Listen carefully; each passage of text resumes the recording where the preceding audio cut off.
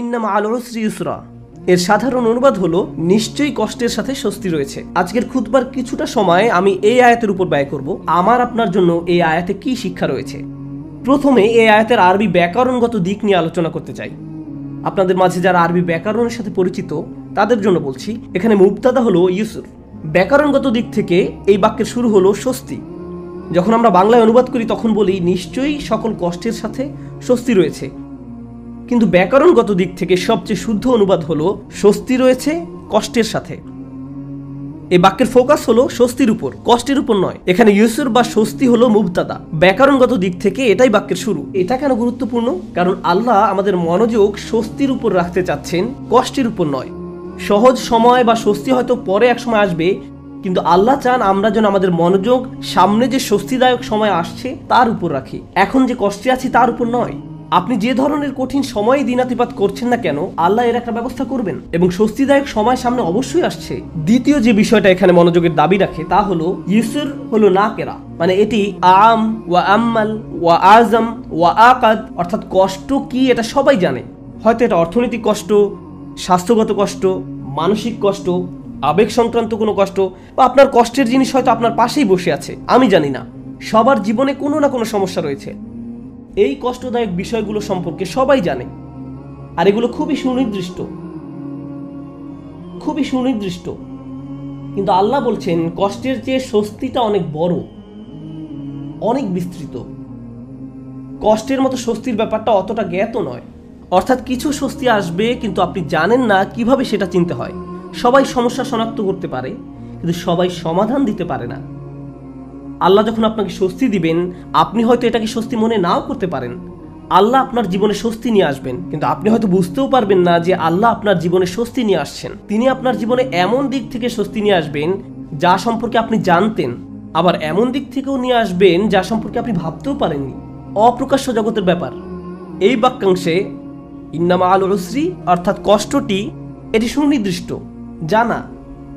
পরের শব্দ ইউসরান হলো না কেরা বা অনির্দিষ্ট, অর্থাৎ স্বস্তির ব্যাপারটা অজানা। কারণ অনেক সময় মানুষ কেবল সে বিষয়ের উপর ফোকাস রাখে যা দেখা যায়। তারা যা দেখতে পায় না তার প্রতি কোনো মনোযোগ দিতে পারে না। এখন আল্লাহ আমাদেরকে বলছেন অদৃশ্য স্বস্তি বা আরাম তোমাদের জন্য আসছে সব সময়। এই অদৃশ্য স্বস্তি সব সময় বর্তমান। আরবি ইন্না শব্দের অর্থ নিশ্চয়ই। আরবি ভাষাবিদরা ইন্নাকে বর্ণনা করছেন হারফুন লিজালাতিস সাক, অর্থাৎ ইন্না বাক্যে ব্যবহৃত হয় সন্দেহ দূর করতে। একটা সহজ উদাহরণ দিচ্ছি। আপনি যদি কোনো সমস্যায় পড়েন, ধরুন সমস্যাটা দেখা দিয়েছে চাকরির কাজে বা পরিবারে। এখন কেউ এসে বলল, আরে ভাই এটা কোনো সমস্যাই না। আপনি বললেন এটা একটা বিশাল সমস্যা, অর্থাৎ সমস্যাটা সম্পর্কে আপনার মনে কোনো সন্দেহ নেই, কিন্তু সমাধান নিয়ে সন্দেহ আছে। সমস্যাটা কি, কোন দিন শেষ হবে, এই বিষয়ে আপনার সন্দেহ রয়েছে। সহজ সময় কোন দিন আসবে, কোনো সমাধান আসলেই কি আসবে, এই বিষয়ে আপনি সন্দিহান। সুতরাং সমস্যার ব্যাপারে মানুষ পুরোপুরি নিশ্চিত থাকে, কিন্তু সমাধান আসবে কিনা এই ব্যাপারে তারা সন্দেহপ্রবণ। সহজেই আমরা আশাহীন হয়ে পড়ি। আমরা চিন্তা করতে থাকি, ভাই এটা সব সময় এমন খারাপই থাকবে, কোনো দিন এই পরিস্থিতি উন্নতি হবে না। আমরা এভাবে নিজেদেরকে বলি।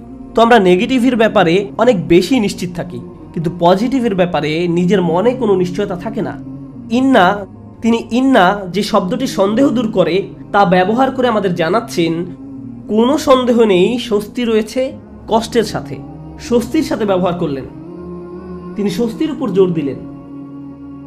যেন একজন মুমিন যখন এই আয়াত তেলাওয়াত করবে, সে মনে করবে আমার কষ্টের ব্যাপারে সন্দেহ থাকতে পারে, আমি সমস্যাটাকে যত বড় মনে করছি এটা আসলে ততটা বড় সমস্যা নয়, কিন্তু আল্লাহ যে স্বাচ্ছন্দ্য নিয়ে আসছেন সেটা অনেক বড় এবং নিঃসন্দেহে তা আসছে। এটা আমাদেরকে মন্দের ব্যাপারে সন্দেহ প্রবণ করে তোলে।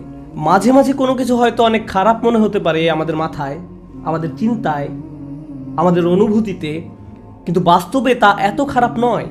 কিছু মানুষ কোনো একটা সমস্যাকে তার চিন্তায় বড় থেকে বড় আরো বড় করে তোলে, শেষে সেটা নিয়ন্ত্রণ হারিয়ে ফেলে। মাঝে মাঝে আশেপাশের মানুষের সাথে যদি সমস্যাটা নিয়ে কথা বলেন, তারা এটাকে ছোট করে দেখার পরিবর্তে আরো বড় করে তোলে, আরো বড় করে তোলে। তখন সমস্যাটাকে তার আসল অবস্থার চেয়েও অনেক বিশাল মনে হয়। আর যে স্বস্তি আল্লাহ নিয়ে আসছেন তা আপনার সামনেই বর্তমান, কিন্তু আপনি তা দেখছেন না। কারণ সমস্যাটাকে আপনি কাল্পনিক দৃষ্টিতে অনেক বড় করে দেখছেন। তাই আল্লাহ আযজা ওয়া জাল্লা বলছেন, স্বস্তি আসার ব্যাপারে নিশ্চিত থাকো, এই ব্যাপারে মনে কোনো সন্দেহ পোষণ করো না। এই আয়াতের শেষ যে শিক্ষাটি আমি আপনাদের সাথে শেয়ার করতে চাই, সূরাটি শেষ করার পূর্বে এবং শেষ অংশটি কিভাবে এই অংশের সাথে সম্পর্কযুক্ত তা আলোচনা করার পূর্বে, সেটা হলো আল্লাহ বলেননি কষ্টের পর স্বস্তি আছে। তিনি পর শব্দটি ব্যবহার করেননি, তিনি ব্যবহার করেছেন সাথে শব্দটি, ইন্না মাআল উসরি ইউসরা। তিনি ইন্না বা'দাল উসরি ইউসরা বলেননি। সাথে এবং পরে এই দুইটা শব্দের মাঝে বিশাল পার্থক্য আছে। এখানে বড় পার্থক্য রয়েছে কষ্টের সাথে স্বস্তি আছে এবং কষ্টের পরে স্বস্তি রয়েছে, এই দুই কথার মাঝে বড় একটা ফারাক আছে। দুটি পার্থক্য আপনাদের সাথে শেয়ার করতে চাই। একটি পার্থক্য হলো, হয়তো আপনি যখন একটি সমস্যার মধ্য দিয়ে দিন পার করছেন, সেই সমস্যাটির সাথে কিছু স্বস্তির বিষয় আপনার জীবনে এসেছে যা আপনি উপলব্ধিও করতে পারেননি। বর্তমান সমস্যাটি যতটা কঠিন মনে হোক না কেন, বিকল্প হয়তো আরো অনেক বেশি কঠিন হতো। হয়তো একটি দরজা বন্ধ হওয়ার কারণে আরো 5টি দরজা খুলে গিয়েছে, আপনি হয়তো ব্যাপারটি দেখতে পাননি। কিন্তু আল্লাহ আযজা ওয়া জাল্লার ডিজাইনে একটি সমস্যা হয়তো 20টি সমাধানের পথ উন্মুক্ত করে দেয়, আরো অগণিত সমাধানের পথ খুলে দেয়। এজন্য ওই স্বস্তিদায়ক বিষয়গুলো আসার জন্য এই সমস্যাটি ঘটার দরকার ছিল। এটি আল্লাহর বিজ্ঞ ডিজাইনের অংশ। আমরা হয়তো তা শনাক্ত করতে পারি না। অন্য কথায়, হ্যাঁ, আমার মন বলছে আমি সমস্যার মধ্যে দিয়ে যাচ্ছি, কিন্তু এই সমস্যার মধ্য দিয়ে আল্লাহ আমার জীবনে স্বস্তি নিয়ে আসছেন নিশ্চিতভাবেই। শুধু আমাকে সেটা খুঁজে পেতে হবে। সমস্যা আমি দেখতে পাচ্ছি, কিন্তু সমাধান কোথায় সেটা আমাকে খুঁজে বের করতে হবে। জীবনে আমরা যত ভয়ানক অভিজ্ঞতার মধ্য দিয়ে যাই, তখন আমরা এভাবে প্রশ্ন করি যে আমাকে কেন এই বিপদে ফেলা হলো, কেন আমার সাথে এমন হচ্ছে, আমি কি এমন অন্যায় করেছি, এর থেকে ভালো কি আসবে। আপনাদেরকে বলছি, ওই অভিজ্ঞতাগুলোর প্রত্যেকটাই কোনো না কোনো সহজতা, স্বস্তি বা ভালো সাথে করে নিয়ে আসে, যা আমরা দেখতে পাই না। কিন্তু আল্লাহ বলছেন ওই স্বস্তি সাথেই আছে, তোমাকে এর জন্য অপেক্ষা করতে হবে না। এটা একই সময়ে কষ্টের সাথে সহাবস্থান করে, কষ্টের সঙ্গেই এই স্বস্তির অবস্থান। ইন্না মাআল উসরি ইউসরা।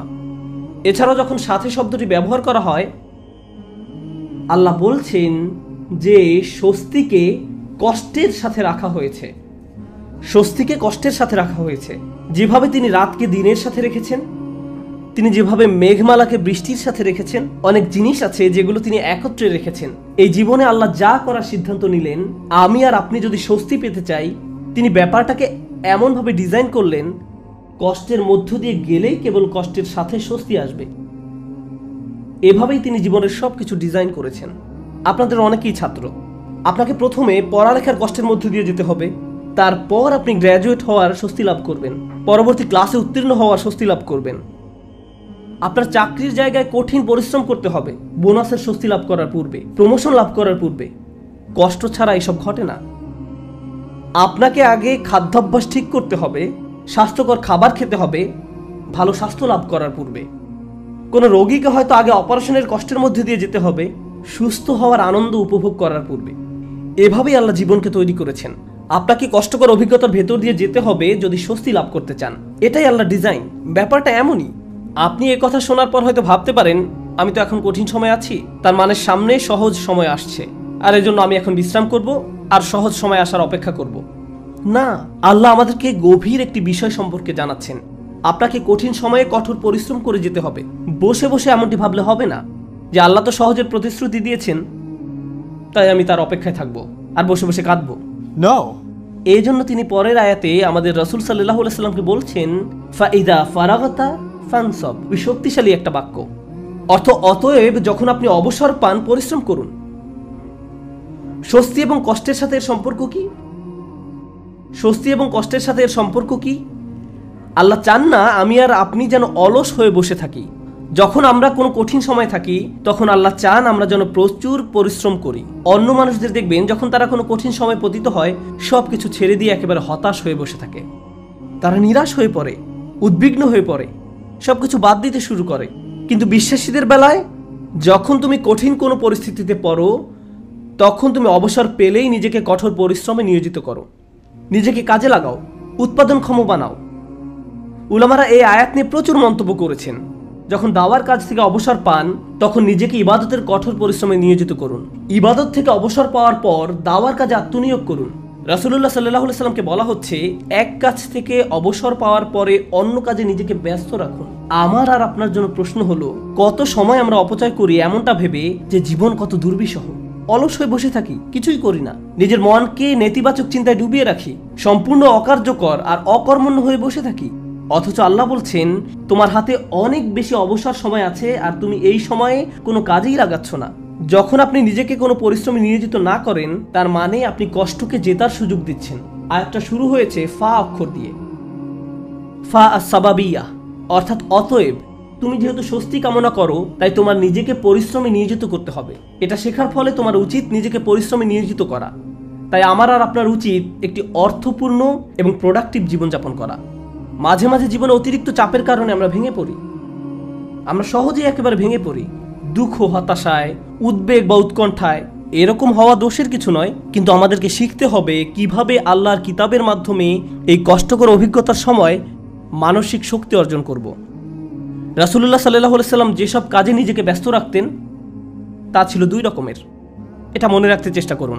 দুই ধরনের কাজ আছে যা আপনাকে ব্যস্ত রাখতে পারে। আমি আপনাদের জন্য তৃতীয় আরেকটি যুক্ত করব। রাসূলুল্লাহ সাল্লাল্লাহু আলাইহি সাল্লাম হয় এমন কোনো কাজে নিজেকে ব্যস্ত রাখতেন যাতে আল্লাহকে খুশি করত, অথবা তিনি এমন কোনো কাজে ব্যস্ত থাকতেন যা আল্লাহর কোনো সৃষ্টির উপকার করত। তিনি হয় শুধু আল্লাহর জন্য কিছু করতেন, নামাজ পড়া, জিকির করা, এই কাজগুলো ছিল শুধু আল্লাহর জন্য, অথবা তিনি কাউকে সাহায্য করতেন, তিনি কাউকে পথ দেখাতেন, শিক্ষা দিতেন, এমনকি তিনি মানুষকে জীবিকা উপার্জনের জন্য সাহায্য করতেন। এভাবে তিনি অন্য মানুষদের সব ধরনের সাহায্য করতেন। এখন আপনি নিজেকে প্রশ্ন করুন, এই দুই ধরনের কাজের কোনটি আপনি করছেন? আমি কি এমন কিছু করছি যা আল্লাহকে খুশি করছে, বা আমি কি এমন কিছু করছি যা কারো জীবনে স্বস্তি নিয়ে আসছে? মূলত আল্লাহ অন্য একটি সূরায় রাসূলুল্লাহ সাল্লাল্লাহু আলাইহি সাল্লামকে এই কাজগুলো সম্পর্কে বলেছেন, ফাআম্মাল ইয়াতীমা ফালা তাকহার ওয়া আম্মাস সাইলা ফালা তানহার ওয়া আম্মা বিনি'মাতি রাব্বিকা ফাহাদ্দিস। সুতরাং আপনি এতিমদের প্রতি কঠোর হবেন না, আর ভিক্ষুককে আপনি ধমক দিবেন না। কিন্তু আপনি যখন অতিরিক্ত চিন্তা করতে থাকবেন নিজের সমস্যাগুলো কতটা খারাপ, জীবনটা কেমন দুর্বিষহ, কিভাবে সব কিছু তার গতিপথ হারিয়ে ফেলছে, কোনো কিছুই কোনোদিন ঠিক হবে না, তাহলে নিজের মাঝে আপনি অতিরিক্ত ডুবে আছেন, আপনি নিজেকে নিয়েই পড়ে আছেন। এভাবে নিজেকে নিয়ে পড়ে থাকলে আল্লাহর সাহায্য আসে না, এভাবে আল্লাহর সাহায্য আসে না। আল্লাহ বলেন ওয়া ইলা রাব্বিকা ফারগাব, এবং আপনার পালনকর্তার প্রতি মনোনিবেশ করুন। আমি আর আপনি যে সমস্যাগুলোর মাঝে দিন পার করছি আজ সেগুলোকে অনেক বেশি, অনেক বড় বলে মনে হয়। সমস্যা ছাড়া আর কিছু নিয়ে আমরা ভাবতে পারি না, কিন্তু একটু সামনে এগিয়ে চিন্তা করলে বুঝবেন আমরা সবাই একটা গন্তব্যের উদ্দেশ্যে ছুটছি, আর সেই গন্তব্যটি হলো আল্লাহর সাক্ষাৎ। ওয়া আন্না ইলা রাব্বিকাল মুনতাহা। যদি এই ব্যাপারটা ভুলে যান যে আপনি একটি রেলগাড়ির ভিতরে আছেন, বুঝতে পারেন বা না পারেন আপনি আল্লাহর দিকে ছুটে চলছেন, আপনি কিন্তু নিশ্চলভাবে দাঁড়ানো অবস্থায় নেই। আপনার সমস্যাটি জীবন থামিয়ে দেয়নি, জীবন এখনো এগিয়ে চলছে। আমার আপনার আল্লাহর সাথে দেখা হবেই। আপনি যখন বুঝবেন আমি যাই করি না কেন এই ভ্রমণ থামানোর কোনো উপায় নেই, তখন আপনার পক্ষে নিজের গন্তব্যের প্রতি মনোনিবেশ করা অনেক সহজ হবে। এই মুহূর্তে আমি যে এলাকা অতিক্রম করছি, যে সমস্যাপূর্ণ এলাকা অতিক্রম করছি, একসময় এটা পার হয়ে যাবে, কারণ এটা আমার গন্তব্য নয়। আমার গন্তব্য হলো আল্লাহ আজ্জা ওয়া জাল্লা। এভাবে নিজের মাথায় একটা চিত্র তৈরি করুন। মনে করুন একটি পথ দিয়ে কোথাও যাচ্ছেন, আর পথিমধ্যে কোনো জায়গায় প্রচন্ড দুর্গন্ধ নাকে এসে লাগলো। যদি চলতে থাকেন গন্ধটা একসময় চলে যাবে, এটা সব সময় আপনার সাথে থাকবে না। চলতে থাকলে একসময় ভালো একটা জায়গায় এসে উপনীত হবেন। আপনাকে হয়তো ভয়ঙ্কর কোনো অঞ্চলও অতিক্রম করতে হতে পারে, আপনি চলতে থাকলে ওই অঞ্চলও পার হয়ে যাবেন। জীবনটা এমনই, আমাদেরকেও এভাবে জীবনের সমস্যাগুলো অতিক্রম করে যেতে হবে। আর আল্লাহ আজ্জা ওয়া জাল্লা বলছেন আপনার আমার জীবনের প্রতিটি ভ্রমণেরই একটি উদ্দেশ্য আছে। আমাদের নিজেদের শুধু একটি প্রশ্ন করতে হবে, আমরা কি পরিশ্রম করছি? দিন শেষে আমরা কি করছি? তৃতীয় যে ব্যাপারটি নিয়ে আজ কথা বলবো, আগে আমি বলেছিলাম মহানবী সাল্লাল্লাহু আলাইহি সাল্লাম হয় আল্লাহর সন্তুষ্টির জন্য কিছু করতেন, নতুবা তার সৃষ্টির উপকারার্থে কিছু করতেন। আর আমাদের বেলায় দিনের অধিকাংশ সময় আমরা আত্মসেবায় ব্যয় করি। অবশ্যই আমাদের বিভিন্ন জিনিসের প্রয়োজন রয়েছে, আমাদের খাবারের দরকার, পোশাক পরিচ্ছদ প্রয়োজন, চাকরি বাকরি করতে হবে, কিন্তু অবসর সময় আমি কি করি? আয়াতটি কিন্তু আপনার দিনের 24 ঘন্টা সময় নিয়ে কথা বলছে না, আয়াতটি আপনার ফ্রি সময় নিয়ে কথা বলছে। আচ্ছা ঠিক আছে, আপনার এক্ষেত্রে কিছুই করার নেই, আপনাকে ভোর 5টায় ঘুম থেকে উঠতে হয়, 6টার মধ্যে অফিসে পৌঁছতে হয়, এবং সন্ধ্যা 6টা পর্যন্ত অফিস করতে হয়, 7:30 পর্যন্ত ট্রাফিক জ্যামে আটকা থাকতে হয়। ঠিক আছে, কোনো সমস্যা নেই, আপনার কোনো অবসর নেই। কিন্তু যখন অবসর পান তখন কি করে সময় পার করেন? যখন ফ্রি থাকেন সে সময় কি করেন? আল্লাহ আপনার জীবনে সহজ সময় আনবেন কিনা তা নির্ভর করে আপনার অবসর সময় আপনি কি করেন তার উপরে। অবসর সময়ের কর্মকাণ্ড তা নির্ধারণ করবে। আপনি নিজের প্রতি সৎ থেকে আমাদেরকে প্রশ্ন করতে হবে, অবসর পেলে আমরা কি করি, আর আমাদের ছেলে মেয়েদের কিভাবে অবসর কাটাতে শেখাই। যখনই তারা একটু ফ্রি সময় পায় ভিডিও গেম খেলা শুরু করে, যখনই তারা একটু ফ্রি সময় পায় টিভি ছেড়ে দেয়। আমরা উপকারী কিছু করছি না, আমরা প্রোডাক্টিভ কিছু করছি না। একটু সময় পেলে আমরা স্বার্থপর বিনোদনে ব্যস্ত হয়ে পড়ি, স্বার্থপর ভোগবিলাসে যুক্ত হয়ে পড়ি। মাথার মধ্যে শুধু এই চিন্তাগুলো ঘুরপাক খেতে থাকে, দুপুরে কি খাবো, রাতে কি খাবো, কোন সিনেমাটা দেখবো, কিছু দেখতে চাও, কিছু খেলতে চাও। দিন রাত সারাক্ষণ শুধু বিনোদন, ভোগবিলাস আর অর্থহীন রঙ্গরসে ডুবে থাকা। আমাদের জীবন এমনই হয়ে গিয়েছে। কিভাবে এটা ফানসাব? এটা ফানসাব নয়, আল্লাহর এই নির্দেশে ফাইজা ফারাগতা ফানসাব। কোনো ব্যক্তি যদি এভাবে আমোদ প্রমোদের মাঝে নিজেকে হারিয়ে ফেলে তখন কি হবে জানেন? এগুলো তার জীবনকে আরো কঠিন করে তুলবে। আমি বলছি না আপনি কোনো কিছু খেলতে পারবেন না বা কোনো ধরনের বিনোদন করতে পারবেন না। আমি জানি এটা গ্রীষ্মের সময়, স্কুল ছুটির কারণে বাচ্চারা এখন খেলাধুলা করতে চায়, এটা ঠিক আছে, কিন্তু তাদেরকে একই সাথে শেখাতে হবে কিভাবে সময়ের উত্তম ব্যবহার করতে হয়। তারা এটা শিখতে পারবে না যদি তারা আপনার কাছ থেকে না শেখে। আমরা যদি অবসর সময় পেলেই অপচয় করা শুরু করি, অর্থহীন কাজে নষ্ট করে ফেলি, উপকারী কোনো কাজে সময় ব্যয় না করি, তাহলে তারাও এই অভ্যাস আমাদের কাছ থেকে আয়ত্ত করবে। আমরা দৃষ্টান্ত রেখে যাচ্ছি, আমরা আমাদের আচার আচরণকে তাদের জন্য অনুকরণীয় হিসেবে উপস্থাপন করছি। আমরা এই আয়াত অনুযায়ী জীবনযাপন করলে তারা প্রশ্ন করবে, কেন তুমি সারাক্ষণ ব্যস্ত থাকো? কেন আমরা সব সময় কাউকে না কাউকে সাহায্য করি? আমরা এতবার মসজিদে কেন যাই? আমরা সারাক্ষণ এটা ওটা শিখছি কেন? আমাদের অবসর কোথায়? ফাইদা ফারাগতা ফানসাব, অর্থাৎ অতএব যখন অবসর পান পরিশ্রম করুন।